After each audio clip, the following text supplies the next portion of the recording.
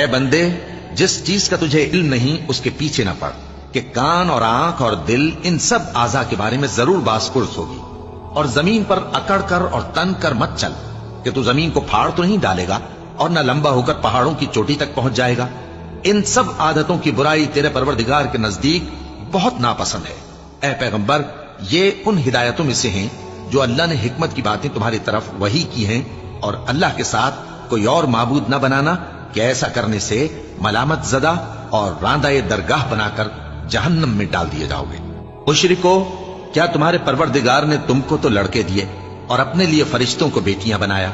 کچھ شک نہیں کہ یہ تم بڑی نامعقول بات کہتے ہو، اور ہم نے اس قرآن میں طرح طرح کی باتیں بیان کی ہیں تاکہ لوگ نصیحت حاصل کریں، مگر وہ اس سے اور بدک جاتی ہیں۔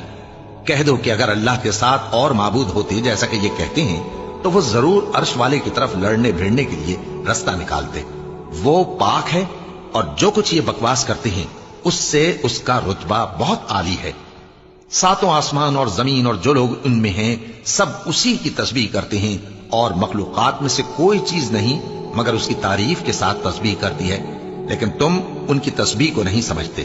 بے شک وہ بردبار ہے، غفار ہے۔ اور اے نبی، جب تم قرآن پڑھا کرتے ہو تو ہم تم میں اور ان لوگوں میں جو آخرت پر ایمان نہیں رکھتے چھپا ہوا پردہ یعنی حجاب ڈال دیتے ہیں، اور ان کے دلوں پر بھی پردے ڈال دیتے ہیں کہ اسے سمجھ نہ سکیں، اور ان کے کانوں میں ثقل پیدا کر دیتے ہیں۔ اور جب تم قرآن میں اپنے پروردگار یکتا کا ذکر کرتے ہو تو وہ لوگ بدک جاتے ہیں اور پیٹ پھیر کر چل دیتے ہیں۔ یہ لوگ جب تمہاری طرف کان لگاتے ہیں تو جس نیت سے یہ سنتے ہیں ہم اسے خوب جانتے ہیں، اور جب یہ سرگوشیاں کرتے ہیں یعنی جب ظالم کہتے ہیں کہ تم تو ایک ایسے شخص کی پیروی کرتے ہو جس پر جادو کیا گیا ہے، دیکھو انہوں نے کس کس طرح کی تمہارے بارے میں باتیں بنائی ہیں، سو یہ گمراہ ہو رہے ہیں اور رستہ نہیں پا سکتے۔ اور کہتے ہیں کہ جب ہم مر کر بوسیدہ ہڈیاں اور چور چور ہو جائیں گے تو کیا اثر نو پیدا ہو کر اٹھیں گے؟ کہہ دو